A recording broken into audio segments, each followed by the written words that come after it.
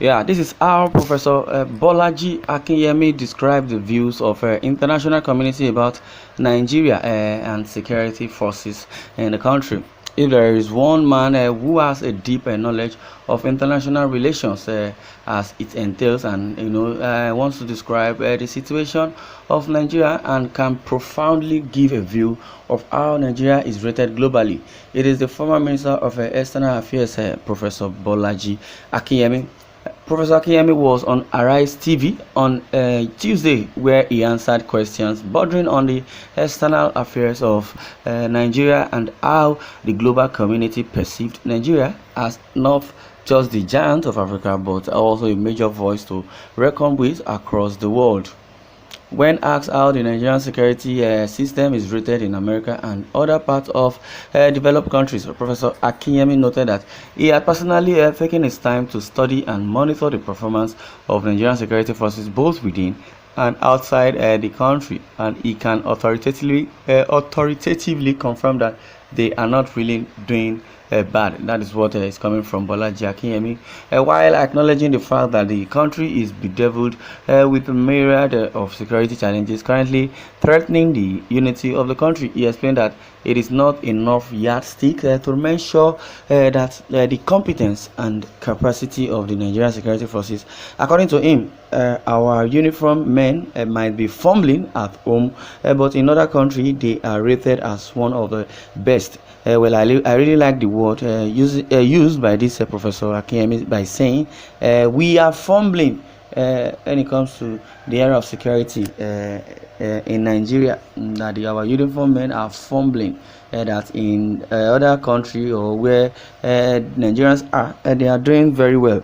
Definitely, in all ramifications, Nigerians are doing very, very well. Let's forget about the Nigeria as it is in this present administration. As far as you are in Nigerian and you are in Nigeria, things may not really work well, or your prowess may not really be obvious. Your good deed may not be obvious, but as it is when you go outside the shores of Nigeria, the best of every Nigerian will come to limelight. That is what it is, especially in this present dispensation, present administration of Buhari.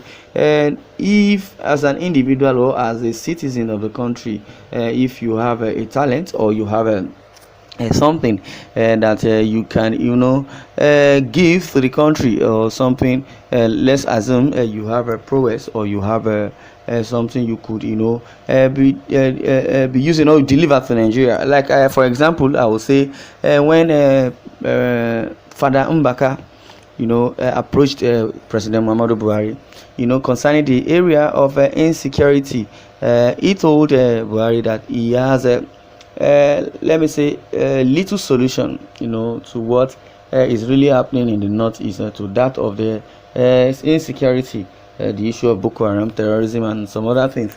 So he told Buhari, but Buhari did not accept his offer. He was thinking because he is lobbying for an appointment, and that's why he came to Buhari. So Buhari ignored his plight, and that's a good reason for you to know that the so-called Fulani kingsman or the Fulani patron, which is Buhari, does not want to hear anything anybody wants to say as far as you're from the southern region of the country. So every Nigerian, as far as you are in the same country or this country, that you are not in diaspora, your talent or your gift or your idea is nothing compared to like a cow. They believe you don't really have anything to offer, anything upstairs. Well, according to Professor Akinyemi, our uniform men might be fumbling, according to what he said. They might be fumbling at home, but in other countries, they are rated as one of the best. They are well respected, recognized, and highly valued. When the issue of security competence is raised at any international forum, Professor Akinyemi said Nigeria is usually among the list of countries used as reference points. Definitely, but not the ones in Nigeria. Definitely, Nigerians are not the problem of the country. It is the leaders. The leaders are the problem of this country.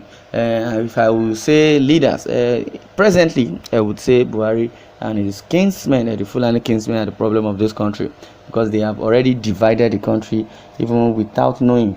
They now want to change the narrative on the Sunday Igboho and Nnamdi Kanu, saying that they are separatists and they are trying to divide the country. And I don't know where it is being written under the constitution that separatism is a crime in the country. Instead, they are the lawless ones. They are the lawless leaders.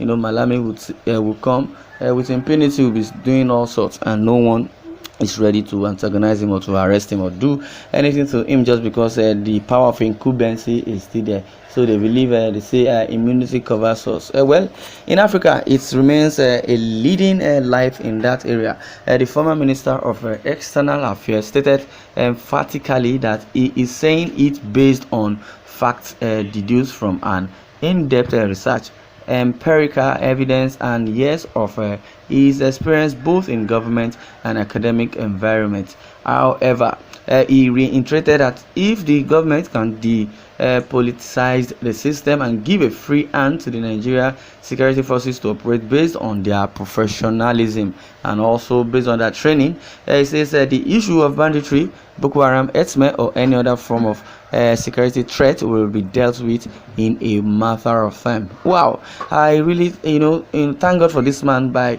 mentioning the areas or the so-called the entity that are troubling this country when it comes to insecurity. He mentioned banditry, Boko Haram, Herdsmen, or any other form of security threat, and all this that he has mentioned is in the northern part of the country, and they are the ones giving the Nigeria a bad event or bad name because of the antecedent. And now they still want to change the narrative and says that it is Sunday Igboho and Nnamdi Kanu, especially the indigenous people of Biafra.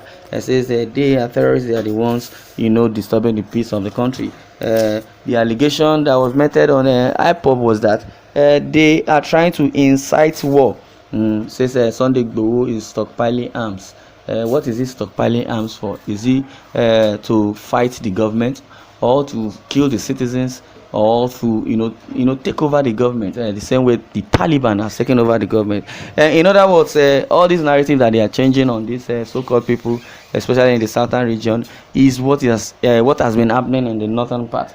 So they don't know how to solve the Fulani people that have been committing havoc. They want to change the narrative. In diaspora or international organization, they already know that the Boko Haram and the Fulani, they are the ones disturbing the peace of the country, because what did they tell the United States before they sold ammunition to Nigeria? Did they tell them it is the indigenous people of Biafra that is disturbing the peace of the country?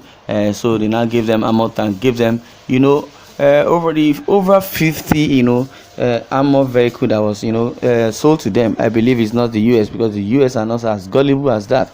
They said if they still want to violate human rights concerning what has happened in the NSAS, the United States said they will not sell ammunition to Nigeria again, because they are using it to violate the human rights, and they have not used it against the Fulani or the so-called Boko Haram that they said were disturbing the peace of the country. Well, according to Professor Akinyem, says the Nigerians in diaspora, they are doing well, but if you talk about the Nigeria or the security system in the country as it is right now, that they are fumbling. Yes, that is the word he used. They are fumbling. Well, I would like you to share your views in the comment section. Thanks for listening, and God bless you.